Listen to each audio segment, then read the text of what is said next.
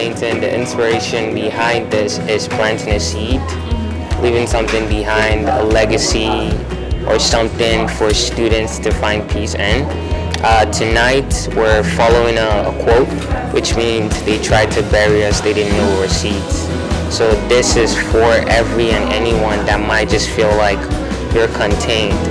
Like there are opportunities out there, and I can tell you every student in here is feeling that energy tonight of planting a seed and watching it grow. And this is going to be here for a very long time. So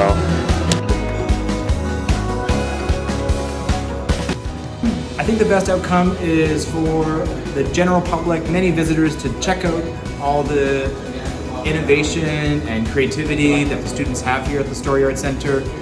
I think the best outcome would, for really people to get an opportunity to see the incredible work that the broadcasting team is doing, the game design folks, the fine arts department, the music, dance, and theater collaboration. So there's so many students that have come together to showcase their art. So I'm really hoping a lot of visitors come through the door, they check it out. What I love is that this is all free. A lot of galleries or museums charge to get in, and sometimes it's a barrier to folks. And so what I love about this is its accessibility.